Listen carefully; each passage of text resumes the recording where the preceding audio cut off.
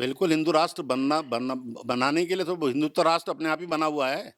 उसको जोड़ने की बात है, पंक्ति की बात है, कर परंपरा की बात है, एक साथ लाइन में लगाने की बात है। हिंदू राष्ट्र तो हिंदू राष्ट्र ही है ये। इसमें कोई दोहराव भी नहीं है, परिवर्तन भी कुछ नहीं है। आगामी 4 नवंबर को बागेश्वर धाम बाबा धीरेन्द्र कृष्ण शास्त्री जी का यहाँ पे एक कार्यक्रम हो रहा है और उसी को लेकर हम बातचीत करेंगे सुभाष जोशी जी से। ये कार्य में वो संयोजक हैं वहाँ पर, तो किस तरह का कार्यक्रम रहेगा? जी, 4 वो वैसे 3 दिवसीय कार्यक्रम है, लेकिन दरबार एक ही दिन का है। तो 3 दिवसीय में 2 तारीख को हमारी जो पूर्व सबसे पहले सीडीएस हमारे रहे हैं, उनके लिए उनके गाँव, पैतृक गाँव पौड़ी जनपद में सैन गाँव है उनका, उस पर पशुपतिनाथ का मंदिर का स्थापना का विचार बना है, क्योंकि वो गोरखा रेजिमेंट से रहे। उनकी स्मृति में या उस गांव को कुछ प्रोत्साहन देने के लिए, पर्यटन को बढ़ावा देने के लिए, या ऐसा भी कहा जा रहा है कि 5वां धाम उसको बनाया जाएगा।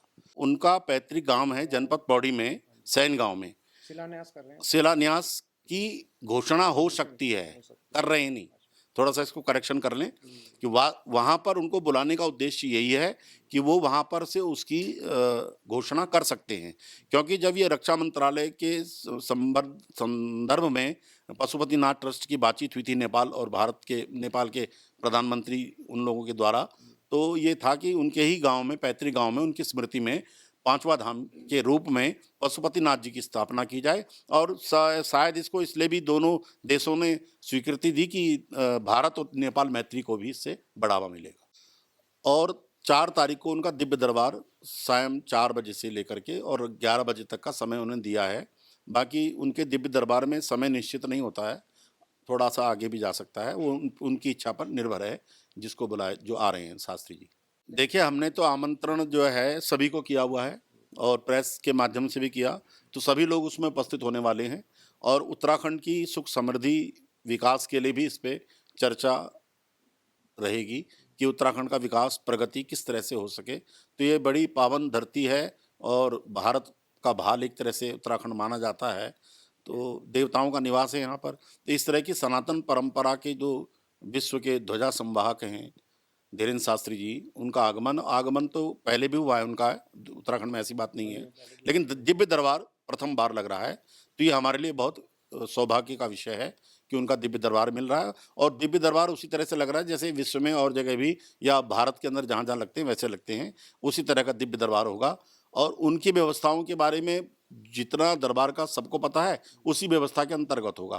केवल यह है कि ये कार्यक्रम जितना भी होगा श्रद्धालुओं के लिए बिल्कुल रूप से निःशुल्क रूप होगा, इसमें कोई शुल्क की व्यवस्था नहीं है। इसमें चाहे जल से लेकर के हो, अभी मेयर साहब से सारी बातचीत करके वहाँ की सारी व्यवस्था उनको सौंप दी है। सुबह, आज ही सुबह हम गए थे, हम दे आए हैं। अब जल संस्थान में जाकर के वाटर टैंक की व्यवस्था हमको करनी है। व्यवस्थित सब हो चुका है, बाकी अब उनके आगमन की प्रतीक्षा है। एक इसमें सनातनी यात्रा निकल रही है, सनातनी शोभा यात्रा, वो 2 तारीख को, और 10 साढ़े 10 बजे से गांधी पार्क के आसपास से घंटाघर होते हुए सराउंडिंग, बहुत हम पलटन बाजार को उसमें सड़क जाम करते हुए नहीं जाएंगे। बड़ी सनातनी परंपरा के उसमें वो रहेगा, श्री राम जय राम जय जय राम, इस तरह की भावनात्मक ध्वनियाँ उसमें प्रवाहित होंगी। लगभग कितने श्रद्धालुओं के पहुंचने की उम्मीद है? देखिए, अब हम वहाँ पर श्रद्धालु, हमारी तो उम्मीद होगी कि बहुत सारे, उनके तो दरबार में लाखों लोग आते हैं, लेकिन थोड़ी सी व्यवस्था क्योंकि स्पोर्ट्स कॉलेज में की गई है, तो वहाँ लाख की बात हम लोग शायद नहीं कर पाएंगे, पर वो तो भरेगा ही, फिर लोग बाहर खड़े रहेंगे। थोड़ा स्थान छोटा होने से उतनी व्यवस्था तो व्यवस्थित रहेगा, लेकिन उतने लोगों का कितनी सीटिंग हो पाएगी, वहाँ तो लाखों लोग आ जाते हैं कभी कभी। तो अगर ऐसा रहा तो जो चयन किया हुआ है स्थान संभवतः छोटा पड़ सकता है। अच्छा, उनके आगमन को लेके बाबा धीरेन्द्र कृष्ण शास्त्री जी को जो आगमन आएंगे वो, तो कुछ पार्टियां, कांग्रेस पार्टी विरोध कर रही है इस चीज़ का कि खेल के मैदान में इस तरह के आयोजन नहीं होने चाहिए, तो क्या कहेंगे आप इस बारे में? नहीं, क्यों नहीं होने चाहिए खेल के ग्राउंड में इस तरह के आयोजन? कि वो ग्राउंड खराब होगा, व्यक्ति पिचें खराब कुछ होंगी, नहीं खराब जो होगा, खिलाड़ी खेलते कुछ हैं। नहीं खराब, खिलाड़ी खेलते हो तो तब भी तो खराब होता है, उसके बाद व्यवस्थित किया जाता है। और कांग्रेस का या किसी भी अन्य पार्टियों का जो इस तरह का विरोध है, वो पहले बिहार में भी हुआ, तो वहाँ बोला था पैर नहीं रखने देंगे, तो 10 लाख लोग आदमी वहाँ पर आ गए थे। तो ऐसा नहीं है, जिनकी आदतें विरोधी पक्ष में होती हैं। हमें वर्तमान में भारत को अगर देखना है, भारत की सनातनी संस्कृति को देखना है, तो इस तरह के विरोध नहीं करने चाहिए।